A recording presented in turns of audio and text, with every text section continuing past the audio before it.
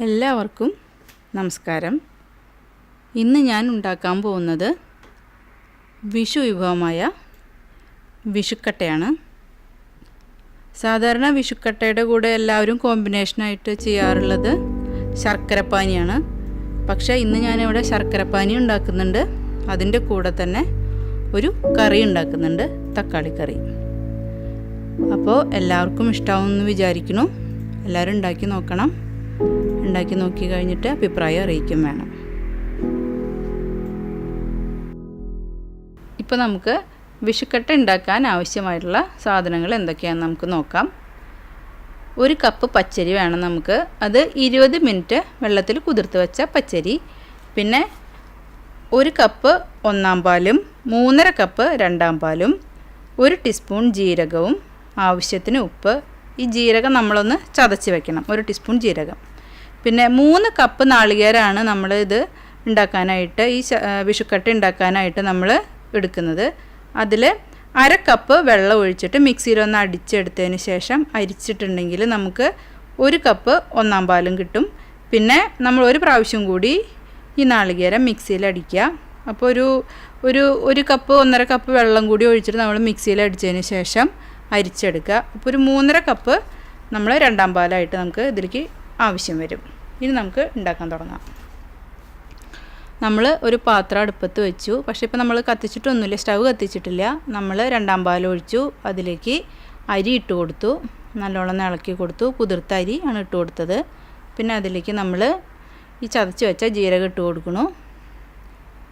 നമ്മൾ നല്ലോണം ഇളക്കി കൊടുത്തതിന് ശേഷം സ്റ്റവ് കത്തിക്കണം. ഇപ്പോൾ നമ്മൾ ഇതിലേക്ക് ഉപ്പിട്ട് കൊടുക്കണില്ല. നമ്മളൊരു അരി പകുതി വേവാകുമ്പോഴേ നമ്മൾ ഉപ്പിട്ട് കൊടുക്കുകയുള്ളൂ. നമ്മൾ വേഗം ഉപ്പിട്ട് കൊടുത്തിട്ടുണ്ടെങ്കിൽ അരി പെട്ടെന്ന് വേവില്ല, കല്ലച്ച് പോകും. അത് കാരണമാണ്. ഇപ്പോൾ നമ്മൾ നോക്കുമ്പോൾ നമ്മുടെ 2-ാം പാലൊക്കെ വറ്റി വന്നിട്ടുണ്ട്, അരി പകുതി വേവായിട്ടുണ്ട്. ഇനി നമ്മളതിലേക്ക് ഉപ്പിട്ട് കൊടുക്കും.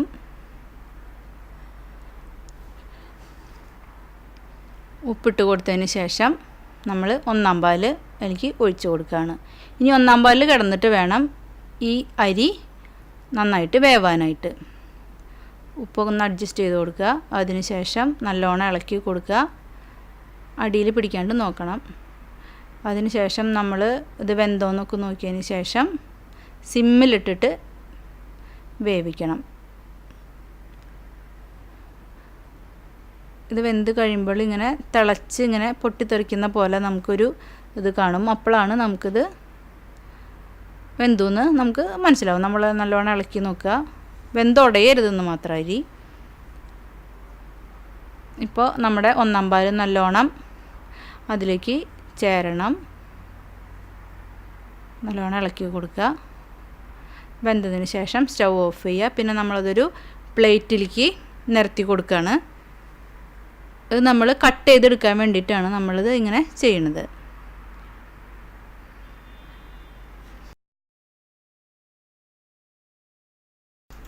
അതിനുശേഷം നമ്മൾ ഇതിലേക്ക് ശർക്കരപ്പാനി ഉണ്ടാക്കാൻ നമുക്ക് നോക്കാം. ഒരു പാത്രം അടുപ്പത്ത് വയ്ക്കുക.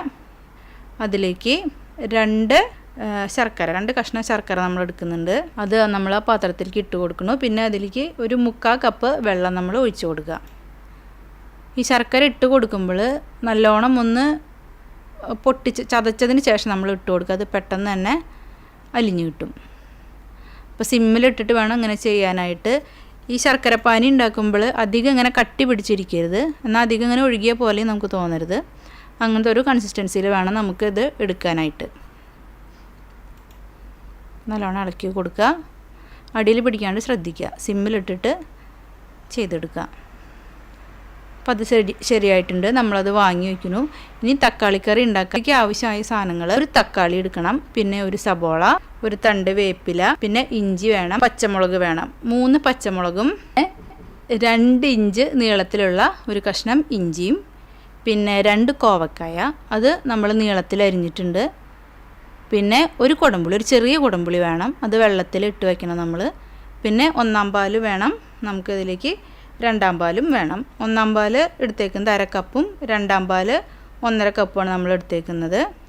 ഇപ്പോൾ ഇതിലേക്ക് ഞാൻ മൊത്തം നാളികേരം എടുത്തിരിക്കുന്നത്, ഈ കറിക്ക് വേണ്ടിയിട്ട് എടുത്തേക്കുന്ന നാളികേരം 1.5 കപ്പാണ്.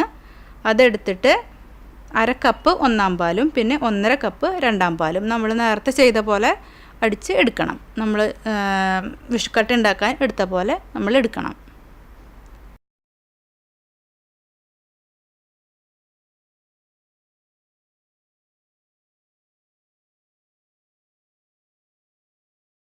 തക്കാളി കറി റെഡിയാക്കാനായിട്ട് നമ്മൾ മൺചട്ടി എടുത്തു. അതിലേക്ക് സബോള ഇട്ട് കൊടുത്തു. പിന്നെ ഇഞ്ചിയും പച്ചമുളകും അത് ചതച്ചത് നമ്മൾ ഇട്ട് കൊടുത്തു. പിന്നെ അതിലേക്ക് വേപ്പില ഇട്ട് കൊടുത്തു. പിന്നെ അരിഞ്ഞു വെച്ച കോവക്കയും ഇട്ട് കൊടുത്തിട്ടുണ്ട്. പിന്നെ എടുത്തു വെച്ച ചെറിയ തക്കാളി അതിട്ട് കൊടുക്കുക. പിന്നെ അതിലേക്ക് 2 ടീസ്പൂൺ കാശ്മീരി റെഡ് ചില്ലി പൗഡറും പിന്നെ 1/4 ടീസ്പൂൺ മഞ്ഞൾപ്പൊടിയും 1 ടീസ്പൂൺ മല്ലിപ്പൊടി ഇട്ട് കൊടുത്തിട്ടുണ്ട്. അതിലേക്ക് ഉപ്പിട്ട് കൊടുത്തു. പിന്നെ 1 ടീസ്പൂൺ വെളിച്ചെണ്ണ ഒഴിച്ച് കൊടുത്തിട്ടുണ്ട്. ഇനി ഇതെല്ലാം കൂടി നമ്മൾ കൈകൊണ്ട് നല്ലോണം മിക്സ് ചെയ്യാണ്. അതിനുശേഷം നമ്മൾ എടുത്തു വെച്ച രണ്ടാം പാല് നമ്മൾ അതിലേക്ക് ഒഴിച്ചു കൊടുക്കണം. 1/2 കപ്പ് രണ്ടാം പാല് നമ്മൾ അതിലേക്ക് ഒഴിച്ചു കൊടുക്കുകയാണ്. ഇനി ഇത് നല്ലോണം മിക്സ് ചെയ്യാം. അതിനുശേഷം നമ്മൾ നേരത്തെ എടുത്തു വെച്ച കുടംപുളി 2 കഷ്ണാക്കിയിട്ട് കീറി അതിലേക്ക് ഇട്ട് കൊടുക്കണം. ഇളക്കി കൊടുക്കുക. ഇനി നമ്മൾ സ്റ്റൗ കത്തിച്ച് കൊടുക്കുക. ഇപ്പം നല്ല ഫ്ലെയിമിൽ വെച്ചിട്ട് അത് തിളച്ച് വരുമ്പോൾ നമ്മൾ പിന്നെ ഫ്ലെയിം കുറച്ച് അടച്ച് വെച്ച് വേവിച്ചെടുക്കുക. അത് വെന്തതിന് ശേഷം നമ്മൾ അതിലേക്ക് എടുത്തു വെച്ച ഒന്നാം പാല് 1/2 കപ്പ് ഒന്നാം പാല് നമ്മൾ അതിലേക്ക് ഒഴിച്ചു കൊടുക്കുകയാണ്.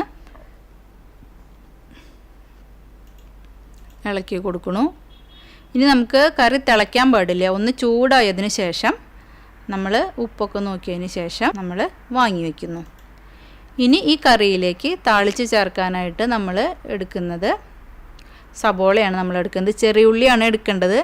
പക്ഷേ എൻ്റെ കയ്യിൽ ചെറിയ ഉള്ളി ഇല്ലാതിരുന്ന കാരണം നമ്മൾ ഒരു സബോളയുടെ പകുതി കഷ്ണമാണ് എടുത്തേക്കുന്നത്. അത് ചെറിയ ചെറിയ കഷ്ണങ്ങളായിട്ട് അരിഞ്ഞേക്കണു.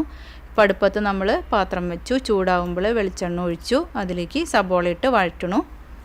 സബോള നല്ലോണം മുരിഞ്ഞ് വരുമ്പോൾ നമ്മൾ അതിലേക്ക് എടുത്തു വെച്ച ഒരു തണ്ട് വേപ്പില ഇട്ട് കൊടുക്കുക. ഇനി വേപ്പിലയും ഇട്ട് ഇളക്കി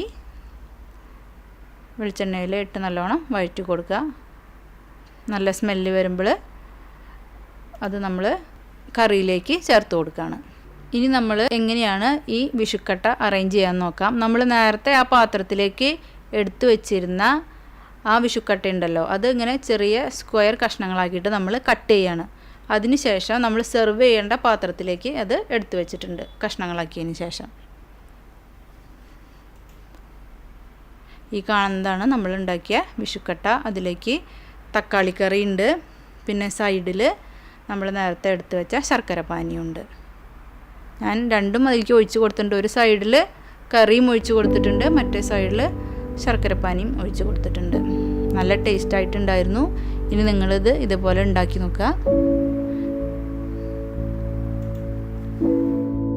ഇനി നിങ്ങൾ ഇങ്ങനെ വിഷുക്കട്ട ഉണ്ടാക്കി നോക്കൂ. നല്ല ടേസ്റ്റായിട്ടുണ്ടായിരുന്നു. നിങ്ങൾക്കും ഇഷ്ടപ്പെടുന്നു വിചാരിക്കുന്നു. അപ്പോൾ എല്ലാവർക്കും ഹാപ്പി വിഷു. Thank you.